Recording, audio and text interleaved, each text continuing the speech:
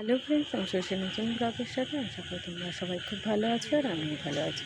আজ আমি যাচ্ছি মর্নিং ডিউটিতে, তো সকাল সকাল রেডি হয়ে বেরিয়ে পড়েছি। ডিউটিতে যাবো বলে চলে এসেছি, দেখি বুঝতে পারছি আবার বাসে ডিউটি করে বাসে ঘুরে বসছি। তো এসে দেখছি বৃষ্টি হয়েছে, বৃষ্টি হয়ে জলগুলো পাতায় যে জলটা জমে থাকে না, বিন্দু বিন্দুটা বেশ আমার খুব ভালো লাগে। তো ওটাই দেখার জন্য জানলার কাছে চলে গিয়েছিলাম। আর সন্ধ্যেবেলা আমার বোন ডিমান্ড করেছিল যে ডালিয়া খাবে। তো ভাবলাম শুধু ডালিয়া খাবো, তাই সবজি নিয়ে নিয়েছি, সব রেডি করে নিয়েছি ডালিয়া করবো বলে। তো ডালিয়াটা একটু শর্টকাট করার জন্য আমি আজকে একটু অন্য নিয়মে ডালিয়া করলাম।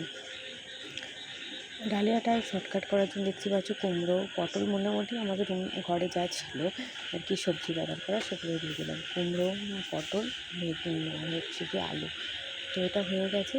তেলটার মধ্যে দেখতে পেয়েছি তেজপাতা, শুকনো লঙ্কা আর হচ্ছে গিয়ে জিরে দিয়ে ওটাকে একটু হালকা করে ভাজা হয়ে যাওয়ার পর সব সবজিগুলো দিয়ে দিলাম। একটু হালকা সবজিগুলো ভাজা হয়ে যাওয়ার পর ওর মধ্যে দিয়ে দিলাম ডালিয়া আর একটু ডাল দিয়েছিলাম, তো ওটা ধুয়ে ওর মধ্যে দিয়ে দিয়েছি। তো অলমোস্ট রেডি হয়ে গেছে আমাদের ডালিয়ার পর শুধু তো ডালিয়া খাওয়া যাবে না, তো ডালিয়া শুধু খেতে পারবো না বলে আলু ভেজে নিয়েছিলাম। ভেবেছিলাম ডিম ভাজা করতে, তাহলে অল্প হয়ে যায়, তাই একটু আলু ভেজে নিয়েছিলাম, ওর মধ্যে ডিম দিয়ে ডিম ভাজা করে নিয়েছিলাম। তো এটা আমরা প্রায় করি, আলু ডিম ভাজা বেশ আমার খেতেও ভালো লাগে। অন্যদিন আলু ডিম ভাজা, ডাল এইসব করে নাইট ডিউটি থাকলে ভাত দিয়ে খেতেও বেশ ভালো লাগে। তাহলে আমরা ভাত দিয়েও খেতে পারবো, রুটি দিয়েও খেতে পারবো, প্লাস ডালিয়ার সাথে আমরা করে খাচ্ছি।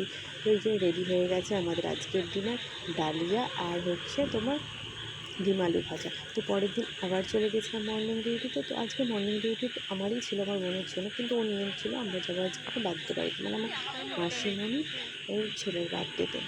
তো নিজের মানে ওই মাসিমণিটা হচ্ছে আমার মামির হচ্ছে বোনের ছেলে। তো যেহেতু আমরা কাছে আছি, তো ওনার যখন বাচ্চা হয়েছিল তখন আমরা ওখানে ছিল, আমরা ওনার বাচ্চাটাকে দেখতে গেছি। যেহেতু আমরা কাছে আছি তাই আমরাও ওখান থেকে বার্থডে পার্টি কী করে মিস করা যায়, তাই তো সেও যাবো বলে রেডি হয়ে গেছে। ওখানে আমরা ডিউটির পর সবাই মিলে গল্প করছিলাম, আমাদের বাসের টাইম তখনও হয়নি বলে আমরা বসেছিলাম। ওখানে বসে বাসটা ধরলাম, আমরা রুমে চলে এসেছি। রুমে আসার পর ফ্রেশ হয়ে খেয়ে দিয়ে তারপর বার্থডে বাড়িতে গিয়েছিলাম। তো বার্থডে বাড়িতে যাওয়ার সময় দেখা হয়ে গেছিলো আমাদের ওটির একটা ব্রাদারের সাথে। তো বললো চলো আমিও তোমাদের সাথে বার্থডে বাড়ি যাই।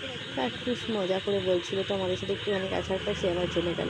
আমরা দেখেই বুঝতে পারছি না দুর্গাপুর স্টেশনে চলে এসেছি। এটা কিন্তু কলকাতা নয়, দুর্গাপুর। সাইডে হলুদ বাড়ি শুধু কলকাতাতেই থাকে না, দুর্গাপুর স্টেশনেও থাকে।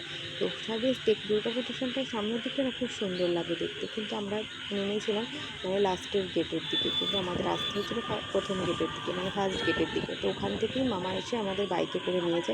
আমরা চলে এসেছি বার্থডে বাড়িতে। ঘুম থেকে উঠেছে, তার মুখটা খুব ভার। আর এটা হচ্ছে আমার মামার মেয়ে, আমাদের চুলচুলি। তো আমরা ডাকাত বলি, কারণ হচ্ছে ডাকাত বোনও বলি, কারণ ও হচ্ছে গিয়ে এত মারে সবাইকে। এখানে অলরেডি দেখবে আরেকটু পর একটা বাচ্চাকে মেরে দিয়েছে। বাচ্চাকে মেরে দেওয়ার পর সবাই একটু বকাবকি করাতে আমার কোলে এসে চুপটি করে বসে পড়েছিল। খুব কিউট, এই যে দেখতে পাচ্ছি চুপটি করে এসে আমার কোলে বসে পড়েছিল। আর এটা হচ্ছে আমাদের বার্থডে বয়ের ভাই। ও খুব শান্ত বাচ্চা, এত শান্ত বাচ্চা, কোনো কান্নাকাটি কিছুই করে না, থাকে চুপচাপ করে একটু খাইয়ে দিলে আবার শুয়ে পড়ে আর সবার কোলে যায়। বেশ বাচ্চাটা খুব কিউট। আর এই যে ইনি রেডি হয়ে গেছে দাদার বার্থডে বলে কথা, রেডি হয়ে গেছে, চুরি করে বলছে দেখো তো আমার কেমন লাগে, আমার খুব সুন্দর লাগছে। এই যে এনাকেই কামড়ে দিয়েছিল, ইনি হচ্ছেন প্রাপ্তি আর ইনি হচ্ছেন আমাদের আরশি। এতে এও রেডি, আমরাও রেডি সবাই। আজ এইটুকুনি বন্ধুরা, থ্যাংক ইউ ফ্রেন্ডস।